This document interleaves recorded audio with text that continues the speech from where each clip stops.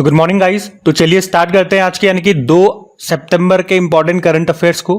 और ये प्रश्न बहुत ज्यादा इंपॉर्टेंट है। क्या है प्रश्न कि अभी वर्ष 2024 के लिए कितनों को रेमन मैग्सेसे अवार्ड से सम्मानित किया गया? तो आंसर होगा इसका तो 5 को। तो यहाँ पे हम बात कर रहे हैं रेमन मैग्सेसे अवार्ड। ये हर साल 31 अगस्त को फिलीपींस की राजधानी मनीला में दिया जाता है। क्यों? क्योंकि इसी दिन फिलीपींस के जो पूर्व राष्ट्रपति थे वहां के 7वें नंबर के राष्ट्रपति रेमन मैग्सेसे उनकी जयंती होती है।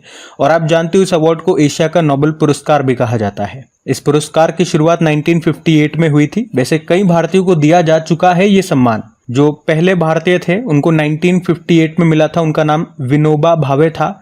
और 2024 की हम बात कर रहे हैं तो इस बार ये 66 नंबर का एडिशन है इस अवार्ड का। और 5 एशियाई को दिया गया है। मैं एशियाई लोग नहीं बोलूंगा क्योंकि 4 तो व्यक्ति हैं और एक ग्रुप है। तो आप चाहो तो बोल सकते हो कि 5 एशियाई लोगों को दिया गया है या 5 एशियाई को दिया गया है। मेन बात करते हैं वो कौन कौन है। भारतीय तो एक भी नहीं है, इससे ये पता चल गया आपको। अब वो 5 नाम मैं आपको बता रहा हूं और उसमें जो सबसे इंपॉर्टेंट है वो भी मैं आपको बताऊंगा। वो है जापान के स्टूडियो गिबली के सह संस्थापक हयाओ मियाजाकी। ये इंपॉर्टेंट नाम है क्योंकि ये जो स्टूडियो गिबली नाम है ये आपने पहली बार नहीं सुना है। जब इस बार कांस फिल्म फेस्टिवल दिए गए थे मैंने आपको कई बार रिवाइज करवाया है। वहां पे Palme Dior award studio Ghibli को भी दिया गया था। और ये पहली बार था कांस फिल्म फेस्टिवल में जब किसी एक कंपनी को ये अवार्ड दिया गया हो। और अभी उसी स्टूडियो गिबली के सह संस्थापक हियाओ मियाजाकी को जो जापान के हैं रेमन मैग्सेसे अवार्ड मिला। इनके अलावा और कौन कौन है? एक तो वियतनाम के डॉक्टर है डॉक्टर गुयेन थी। और एक पूर्व बौद्ध भिक्षु कर्मा फुंटशो, ये भूटान में एक सेक्स चैरिटी के संस्थापक हैं, इनको मिला।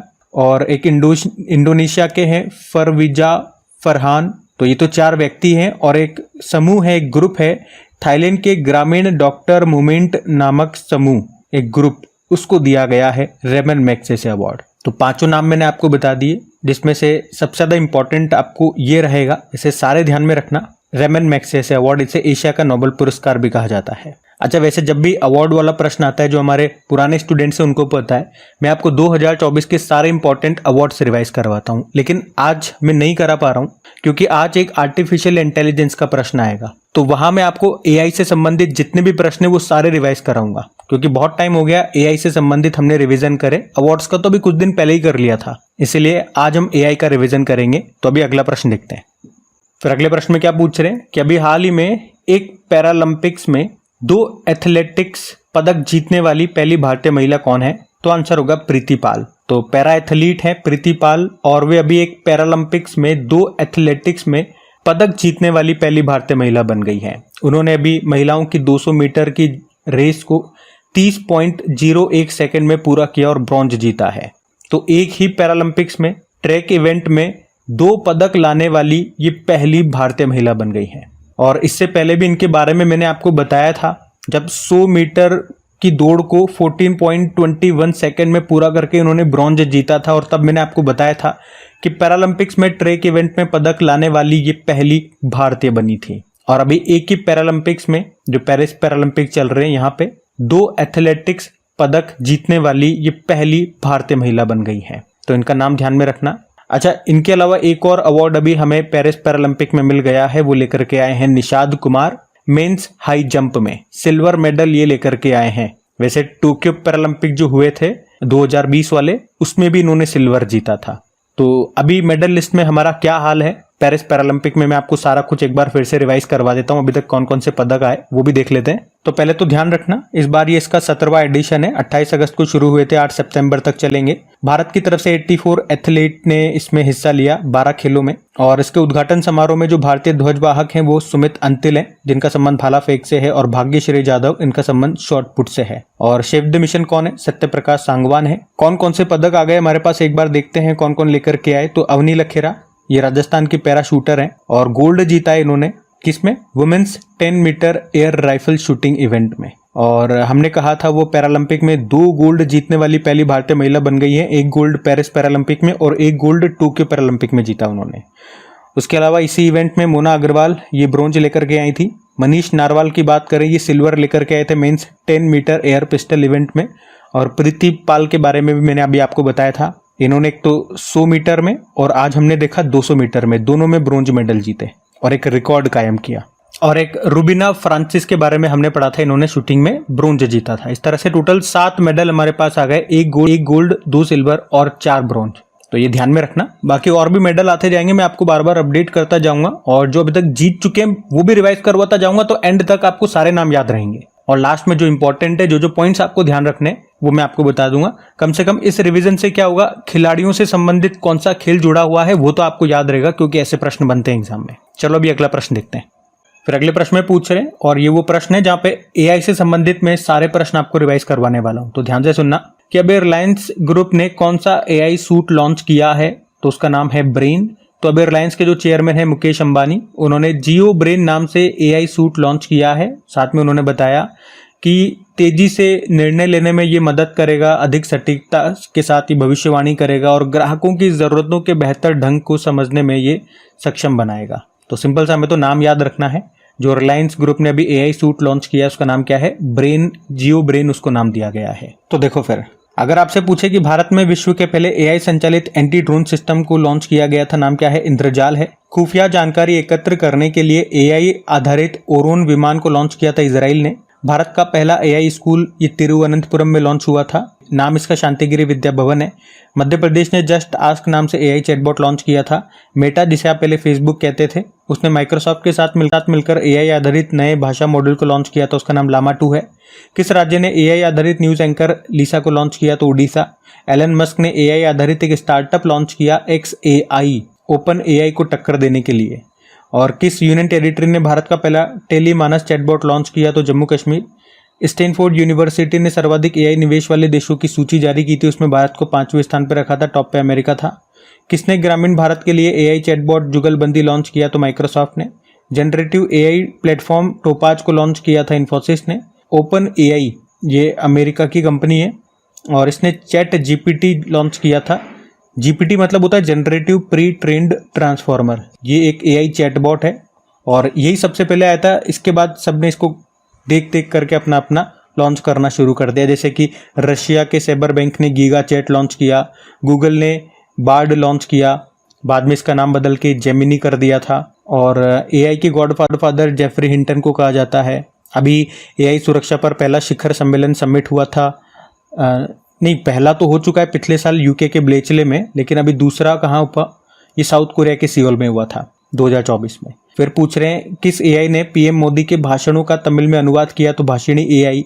सुप्रीम कोर्ट ने भी एआई आधारित क्षेत्रीय भाषा अनुवाद उपकरण लॉन्च किया, उसका नाम सुवास है। ओला ने भारत का पहला एआई मॉडल लॉन्च किया, उसका नाम कृत्रिम है। दुनिया की पहली एआई रोबोट एक कंपनी में सीईओ बनी थी, उस रोबोट का नाम मीका है। और किसने एआई ओडिसी प्रोग्राम लॉन्च किया, तो माइक्रोसॉफ्ट ने। शिक्षा में बहुभाषावाद को बढ़ावा देने के लिए किस नाम से एआई आधारित एक एप्लीकेशन लॉन्च हुआ था, तो अनुवादिनी। भारत की पहली एआई सिटी ये बनेगी लखनऊ। देश का पहला एआई और रोबोटिक्स पार्क, जिसे आप कहते हो आर्ट पार्क, ये कहाँ पे लॉन्च हुआ, बेंगलुरु में। और एआई एंड नेशनल सिक्योरिटी ये बुक आई थी, इसको विजय खरे और अमित सिन्हा ने लॉन्च किया था। भारत की पहली का नाम आइरिस है। और रिलायंस ने हनुमान नाम से एआई चैटबॉट लॉन्च किया था। दुनिया का पहला एआई सॉफ्टवेयर इंजीनियर डेविन है, किस कंपनी ने बनाया, कॉग्निशन कंपनी ने। बाकी माइक्रोसॉफ्ट और ओपन एआई ये साथ में मिलकर के एआई सुपर कंप्यूटर स्टारगेट बना रहे हैं। एक और बुक है code dependent living in the shadow of AI, इसको लिखा है मधुमिता मुर्गिया ने। किस राज्य ने एआई केंद्र स्थापित करने के लिए वर्ल्ड इकोनॉमिक फोरम के साथ समझौता किया, तो कर्नाटक। वर्ल्ड गवर्नमेंट समिट जो कि दुबई में हुई थी, उसमें भारत ने एआई पावर्ड सड़क सुरक्षा के लिए नवा गवर्नमेंट पुरस्कार जीता था। एआई में भारतीय स्टार्टअप को सशक्त बनाने के लिए इम्पेल एआई प्रोग्राम को लॉन्च किया माइक्रोसॉफ्ट ने। जिनी एआई प्लेटफॉर्म को लॉन्च किया था गूगल ने। भारत की पहली एआई फिल्म इरा है। और वर्ल्ड हेल्थ ऑर्गेनाइजेशन ने किस नाम से अपना पहला AI powered digital health promoter launch किया, तो सारा। भारत की पहली एआई सॉफ्टवेयर इंजीनियर का नाम देविका है। दुनिया की पहली एआई स्पोक पर्सन यानी कि प्रवक्ता ये लॉन्च की थी यूक्रेन ने, उसका नाम विक्टोरिया शी है। और जंगल की आग का पता लगाने के लिए पहला उन्नत एआई सिस्टम ये कहाँ पे लॉन्च हुआ था, पेंच टाइगर रिजर्व में, इसका नाम पेंटोरा रखा था। और एआई द्वारा संचालित स्वास्थ्य बीमा उत्पाद एलिवेट को लॉन्च किया था आईसीआईसीआई लोम्बार्ड ने। अभी दुनिया की पहली मिस एआई ये बनी थी केंजा लेइली। तो यहाँ पे आप देखोगे AI से संबंधित लगभग 40 प्रश्न मैंने आपको रिवाइज कराए हैं। इसीलिए आज मैंने स्टार्टिंग में आपको अवार्ड्स का रिवीजन नहीं कराया, क्योंकि मुझे AI का रिवीजन करवाना था और वीडियो इसके कारण थोड़ा सा लेंदी हो जाता। दोनों करा होता तो बहुत ज़्यादा लेंदी हो जाता। और अवार्ड्स का तो हमने कुछ दिन पहले ही रिवाइज किया था, AI का बहुत टाइम हो गया, तो इनको ध्यान में रखना। इसी तरह से जब भी इस तरह से संबंधित प्रश्न आते हैं मैं आपको बार बार रिवाइज करवाता रहता हूँ ताकि आप चीज़ें भूलो ना, बस यही मेरा मकसद है। और अगर आप में से कोई स्टूडेंट क्रिक एग्जाम चैनल पे फर्स्ट टाइम विजिट कर रहे हैं, करंट अफेयर्स पढ़ रहे हैं, तो मैं आपको बताना चाहूँगा कि यहाँ पे इन सभी क्वेश्चंस का PDF आपको मिलेगा। और ये जो एक्स्ट्रा जानकारी एक्स्ट्रा शीट में आपको लगा करके दे रहा हूँ ये भी उसमें इंक्लूड की जाती है। ऐसा नहीं है कि क्वेश्चन आंसर ही होते हैं। सब कुछ आपको जो यहाँ पे दिख रहा है वो आपको PDF में मिलेगा, और वो भी बिल्कुल फ्री में। कहाँ पे? टेलीग्राम पे मिल जाएगा, जिसका लिंक नीचे डिस्क्रिप्शन बॉक्स में है। और हाँ, अगर सेशन अच्छा लगे तो प्लीज़ वीडियो को लाइक ज़रूर कीजिएगा। अपने दोस्तों के साथ में स्टडी ग्रुप में एक बार यार शेयर ज़रूर कर देना। आज के वीडियो के लाइक का टारगेट रखते हैं 5000 लाइक का। देखते हैं आज आप लोगों को सेशन पसंद आता है या नहीं। मैं अपनी पूरी मेहनत करूंगा कि आपको बेनिफिट हो, बाकी आपके ऊपर छोड़ते हैं। और अगले प्रश्न की ओर। तो अगले प्रश्न में क्या पूछ रहे हैं, अभी किसने टेनेजर 1 उपग्रह को लॉन्च किया है? तो आंसर होगा नासा ने। अभी नासा ने इस टेनेजर 1 सैटेलाइट को लॉन्च किया है। और किसके द्वारा लॉन्च किया या किस लॉन्च व्हीकल से? तो जो स्पेस एक्स कंपनी का फॉल्कन 9 रॉकेट है उससे लॉन्च किया है। स्पेस एक्स ये एलन मस्क की कंपनी है। और इसको लॉन्च करने का उद्देश्य कार्बन डाइऑक्साइड और मीथेन के प्रमुख उत्सर्जकों का, यानी कि जो इसके प्रोड्यूसर हैं उनका पता लगाना। मतलब कार्बन डाइऑक्साइड और मीथेन की ये स्टडी करेगा। और इसी तरह से आपको याद होगा इसी साल हमने पढ़ा था मीथेन सेट सैटेलाइट के बारे में, उसको भी लॉन्च किया था स्पेस एक्स ने ही।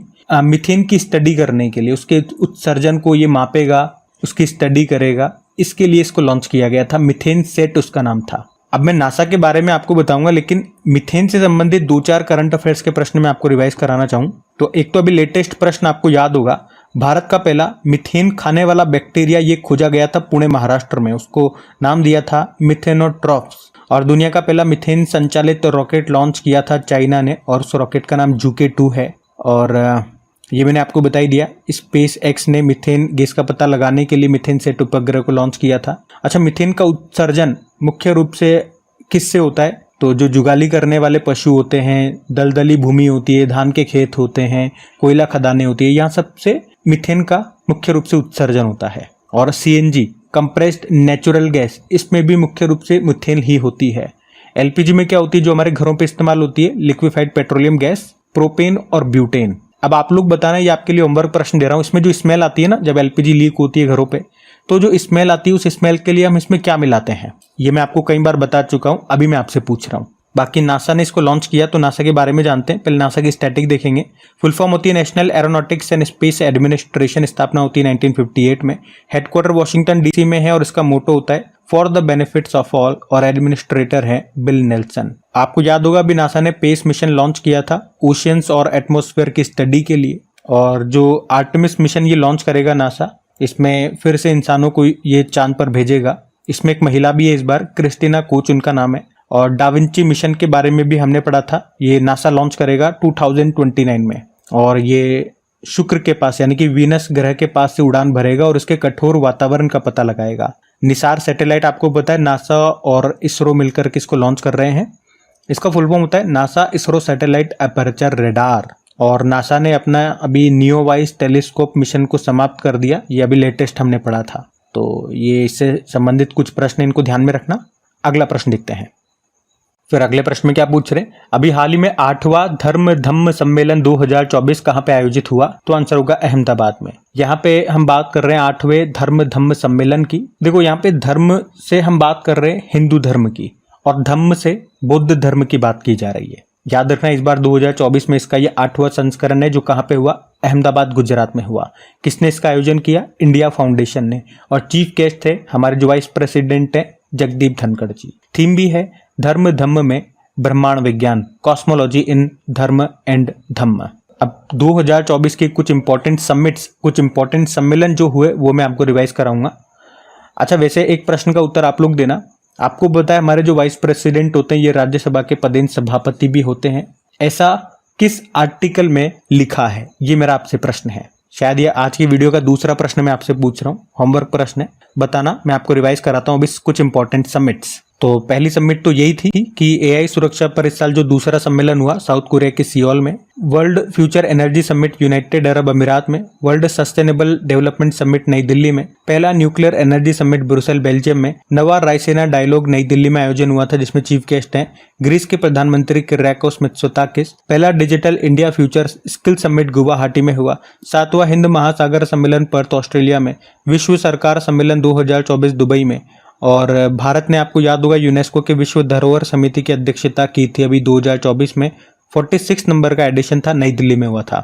Vibrant Gujarat global trade show का आयोजन ये गांधीनगर में हुआ, नवा अंतर्राष्ट्रीय विज्ञान महोत्सव फरीदाबाद में हुआ, 27वां राष्ट्रीय युवा महोत्सव नासिक में, और पहला भारत स्टीम बॉयलर एक्सपो का आयोजन ये गुवाहाटी में हुआ था। अभी कृषि अर्थशास्त्रियों का 32वां अंतर्राष्ट्रीय सम्मेलन नई दिल्ली में हुआ था, भारत ने दूसरी बार इसको होस्ट किया था। तो ये 2024 के कुछ इंपॉर्टेंट समिट्स हैं, इनको ध्यान में रखना। अगला प्रश्न देखते हैं। फिर अगले प्रश्न में पूछ रहे हैं कि अभी मनु भाकर शूटिंग रेंज का उद्घाटन कहाँ पे किया गया। अच्छा, आपको ये तो बताए मनु भाकर, ये प्रश्न ऐसे आएगा कि मनु भाकर का संबंध किससे है, तो आप सभी आंसर कर दोगे शूटिंग से। कहाँ से बिलोंग करती हैं, तो हरियाणा से बिलोंग करती है। तो अगर ये प्रश्न आ जाता है तो सबसे पहला ऑप्शन एग्जामिनर भी हरियाणा रखेगा, और अगर आपने रीड नहीं करा तो फुल कॉन्फिडेंस के साथ आप हरियाणा लगा करके आओगे, लेकिन इसका उत्तर मध्य प्रदेश है। तो गलत हो जाता है इस बार कई बार चीजें, और एग्जामिनर मजे लेता है ऐसे क्वेश्चन में अगर पढ़ के नहीं जाते हैं तो अभी हमारे जो केंद्रीय संचार मंत्री हैं, कम्युनिकेशन मिनिस्टर, जिनके पास डोनर मंत्रालय भी, ये याद रखना, ज्योतिरादित्य सिंधिया, और उन्होंने ही अभी मध्य प्रदेश के ग्वालियर में मनु भाकर के नाम से शूटिंग रेंज का उद्घाटन किया है। ये एक 10 metre air pistol shooting range है। और मनु भाकर का नाम क्यों न्यूज में है, हमने पढ़ा अभी, पेरिस ओलंपिक में धमाल मचाया है इन्होंने। ये पेरिस ओलंपिक में 2 मेडल लेकर के आई हैं, और ओलंपिक में 2 पदक लाने वाली ये पहली भारतीय हैं शूटिंग में। इनके नाम से 2 रिकॉर्ड बने थे इस बार। एक तो ओलंपिक में पहला मेडल इन्होंने जीता था, आपको बताया, शूटिंग में, तो वहां से भी रिकॉर्ड बनाने इन्होंने क्या कि ओलंपिक में शूटिंग में पदक लाने वाली ये पहली भारतीय महिला बन गई। उसके बाद दूसरा मेडल भी ये लेकर के आई थी, ब्रॉन्ज ही जीता था हालांकि दोनों इन्होंने, लेकिन दूसरा वाला मिक्स्ड में लेकर के आई थी सरबजोत सिंह के साथ। तो वहां पे भी 2 रिकॉर्ड बन गए थे कि मनु भाकर ये ओलंपिक में 2 मेडल जीतने वाली पहली भारतीय बन गई है शूटिंग में, और शूटिंग में मिक्स्ड इवेंट में भी ओलंपिक में पहली बार ही हमारे पास कोई पदक आया था। तो इस तरह से 2-3 रिकॉर्ड बने थे इनके नाम, और ये हरियाणा से है। और इनके नाम पे अभी शूटिंग रेंज का उद्घाटन कहाँ पे हुआ, ये याद रखना आप, तो मध्य प्रदेश के ग्वालियर में हुआ। ठीक है, यही प्रश्न है। अगला प्रश्न देखते हैं। फिर क्या पूछ रहे हैं आपसे, फिर अगले प्रश्न में पूछ रहे हैं कि Indian chamber of commerce Kolkata ने किसे भारत के सर्वश्रेष्ठ लघु वित्त बैंक का पुरस्कार प्रदान किया, तो आंसर होगा जन स्मॉल फाइनेंस बैंक। तो अभी बेंगलुरु में इसका हेडक्वार्टर है जन स्मॉल फाइनेंस बैंक का, और इसी को अभी बेस्ट स्मॉल फाइनेंस बैंक का अवार्ड दिया है। किसने दिया, इंडियन चैम्बर ऑफ कॉमर्स ने। जन स्मॉल फाइनेंस बैंक की स्टैटिक देखें, 2018 में स्थापित हुआ था, हेडक्वार्टर बेंगलुरु में है, और सीईओ अजय कनवाल है। ये एक शेड्यूल्ड कमर्शियल बैंक है। शेड्यूल्ड कमर्शियल बैंक का मतलब होता है, देखो, शेड्यूल्ड मतलब जो आरबीआई के नियमों को फॉलो करता है, और कमर्शियल बैंक जहां पे आप पैसे जमा कर सकते हो, जो उधार दे सकता है, जो नॉर्मल बैंक करते हैं जैसे कि एसबीआई हो गया, ये सब शेड्यूल्ड कमर्शियल बैंक ही है। तो ध्यान रखना। अगला प्रश्न देखते हैं। फिर अगले प्रश्न में पूछ रहे हैं, अभी हाल ही में एआई संचालित संवादी शॉपिंग सहायक जिसका नाम रूफस है, इसको किसने लॉन्च किया, तो आंसर होगा अमेजन ने। तो अभी अमेजन ने भारत में एआई असिस्टेंट रूफस को लॉन्च किया है। ये क्या करेगा, ये आपकी शॉपिंग में मदद करेगा। इन्होंने कहा इससे आपकी ऑनलाइन खरीदारी सुविधाजनक और दिलचस्प हो जाएगी। जैसे नहीं होता कि आप शॉपिंग करने जाते हो, ये नॉर्मल सी बात है, आप अपने दोस्तों को, भाइयों को लेकर के जाते हो कि ले भाई चल, फिर वहां पे आप कंफ्यूज होते हो, तो फिर आपके दोस्त से पूछते हो कि यार बताना क्या करना है, कौन सा लूं, अच्छा तूने तो वहां से लिया था ना, वो कितने की पड़ी थी, ये कितने की पड़ी थी, तो आपका दोस्त मदद करता है। तो उसी तरह से यहाँ पे ये आपको असिस्ट करेगा, आपके प्रश्नों का उत्तर देगा जब भी आप ऑनलाइन शॉपिंग करोगे उस प्रोडक्ट से संबंधित। आपकी पसंद के आधार पर आपको सजेस्ट करेगा चीजें, और प्रोडक्ट से रिलेटेड जो भी दूसरे प्रोडक्ट्स हैं उनसे तुलना करके आपको बेस्ट प्रोडक्ट चुनने में आपकी मदद करेगा। तो ये रूफस, इसका नाम याद रखना, अमेजन ने लॉन्च किया है। अमेजन के मालिक कौन है, जेफ बेजोस है। अच्छा, वैसे जेफ बेजोस की एक स्पेस कंपनी भी है, जैसे एलन मस्क की है ना स्पेस एक्स, वैसे इनकी भी है, लेकिन वो बहुत ही कम चर्चा में रहती है। जब भी वो न्यूज में आई है तो हमने यही देखा है कि वो लोगों को अंतरिक्ष में घुमाने का काम करती है बस। लेकिन नाम क्या है उसका, ये पूछ सकते हैं, नाम याद रखना, ब्लू ओरिजिन उसका नाम है। ठीक है, अगला प्रश्न देखते हैं।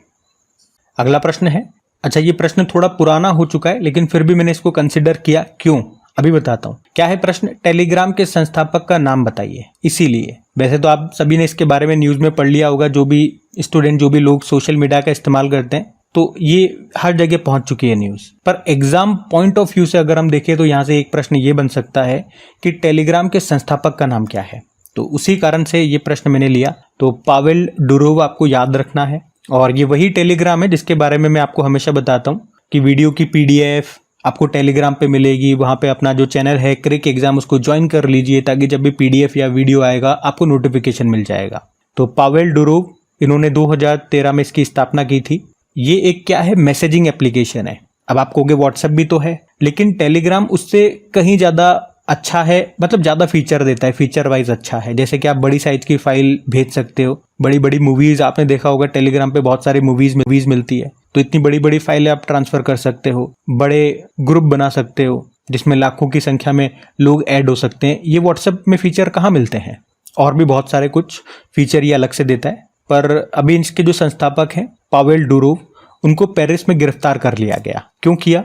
ऐसा कहा जा रहा है इस टेलीग्राम में बहुत सारी आपराधिक गतिविधियां भी हो रही थी। फीचर तो अच्छे देता ही है, लेकिन उन फीचर का गलत इस्तेमाल करने वाले बहुत सारे लोग बैठे हुए हैं और टेलीग्राम उनको रोकने में असमर्थ है। मतलब इसके जो टर्म्स एंड कंडीशंस होते हैं, जैसे यूट्यूब बहुत स्ट्रिक्ट है इन मामलों को लेकर के। कोई भी अब्यूजिव कंटेंट आ जाएगा या कुछ भी गलत सलत होगा तो ये उस पर रोक लगा देता है, क्योंकि यूट्यूब पे आप कोई भी वीडियो अपलोड करोगे ना, तो उससे पहले ये चेकिंग पे जाता है कि कंटेंट में कोई गलत तरह की चीज़ें तो नहीं है ना। अगर ऐसा होता है तो वो उसको अपलोड नहीं होने देता, वहीं कैंसिल कर देता है। लेकिन टेलीग्राम पे ये सब चीज़ें नहीं होती हैं।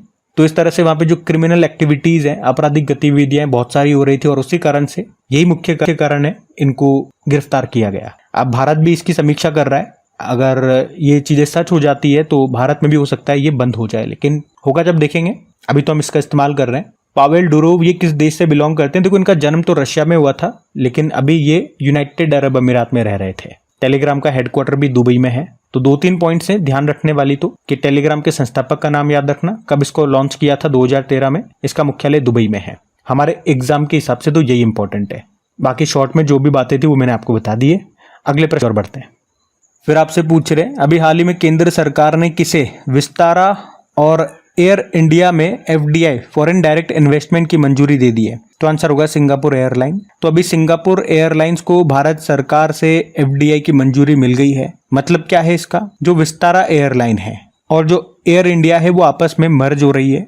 आपको पता है विस्तारा एयरलाइन ये भारत और सिंगापुर का जॉइंट वेंचर है, मतलब दोनों इसमें शामिल हैं, भारत की तरफ से टाटा और सिंगापुर की तरफ से सिंगापुर एयरलाइन, जिसमें अगर हम रेशो की बात करेंगे तो 51% हिस्सेदारी टाटा की है और सिंगापुर एयरलाइन की हिस्सेदारी 49% है। अब विस्तारा एयरलाइन ये एयर इंडिया में मर्ज हो रही है और एयर इंडिया ये आप पूरी तरह से जानते हो टाटा की है। तो अब जब दोनों मर्ज हो जाएंगे तो उसमें जो सिंगापुर एयरलाइन की हिस्सेदारी है वो 25.1% रह जाएगी और बाकी हिस्सेदारी टाटा की होगी। FDI मतलब फॉरेन डायरेक्ट इन्वेस्टमेंट। तो इतना सा ध्यान रखना है आपको। बाकी ये थी आज की करंट अफेयर्स की क्लास।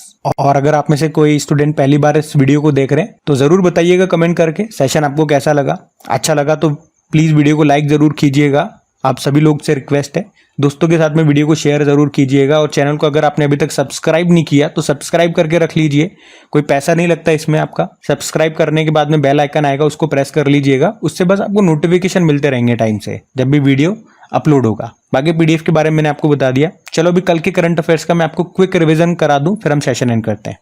और अगस्त का जो लास्ट मंथ का वीकली वाला वीडियो है वो मैंने कल अपलोड कर दिया था। अगर किसी स्टूडेंट ने नहीं देखा तो देख लीजिएगा। 22 अगस्त से लेके 31 अगस्त तक के सारे इंपॉर्टेंट क्वेश्चन मैंने वहां पे आपको क्विक रिवाइज करवाए हैं, तो आपका रिवीजन हो जाएगा अच्छे से। सारे अच्छे क्वेश्चन लिए, मिस मत करना। चलो अभी रिवीजन करते हैं कल का। तो यहाँ पे हम 1 सितंबर के इंपॉर्टेंट करंट अफेयर्स का क्विक रिवीजन कर रहे हैं। पहला प्रश्न पूछा था, कौन सा देश 8वीं महिला एशियाई हॉकी चैंपियंस ट्रॉफी प्रतियोगिता 2024 की मेजबानी करेगा? भारत में भी कहाँ पे होंगे? बिहार के राजगीर में। फिर पूछा, अभी किस कंपनी को नवरत्न कंपनी का दर्जा दिया गया? तो आंसर होगा उपर्युक्त सभी। अच्छा, 3 कंपनी तो ये है, इसके अलावा एक और कंपनी को मिला है। आप उत्तर दीजिए कमेंट बॉक्स में वो कौन सी कंपनी है। फिर आपसे पूछा, पेरिस पैरालंपिक 2024 में रुबीना फ्रांसिस ने कौन सा पदक जीता? ब्रॉन्ज मेडल जीता है शूटिंग में। फिर पूछा, मौसम विभाग ने कच्छ के ऊपर गहरे दबाव के क्षेत्र को असना चक्रवात में बदलने की आशंका जताई, इसका नाम किसने रखा? पाकिस्तान ने। और ब्रिटेन का साउथहैम्पटन विश्वविद्यालय अपना परिसर कहाँ पे स्थापित करेगा? गुरुग्राम में। फिर पूछा पीएम मोदी ने वधावन बंदरगाह की आधारशिला कहाँ पे रखी? महाराष्ट्र में। टीसीएस ने अपना 5वां पेस स्टूडियो कहाँ पे लॉन्च किया? फिलीपींस। और झारखंड में पहली बार ट्रांसजेंडर सीएचओ कौन बनी है? अमीर महतो। सीएचओ यानी कि कम्युनिटी हेल्थ ऑफिसर। फिर पूछा भारत की पहली स्वदेशी Erba MDx monkey pox RTPCR kit को कहाँ पे लॉन्च किया गया? आंध्र प्रदेश में। और आखिरी प्रश्न पूछा मूडीज ने कैलेंडर ईयर 2024 के लिए भारत की जीडीपी ग्रोथ रेट कितना रहने का अनुमान लगाया? 7.2%। चलो अभी कल का होमवर्क प्रश्न भी देखते हैं और सेशन एंड करते हैं। तो कल की वीडियो में पूछा था भारतीय नौसेना ने किस ऑपरेशन के तहत ईरानी जहाज अल कंवर को बचाया था? तो आंसर होगा ऑपरेशन संकल्प। आप सभी ने प्रश्न का बिल्कुल सही उत्तर दिया। अब ये रहा आज का आपका होमवर्क प्रश्न।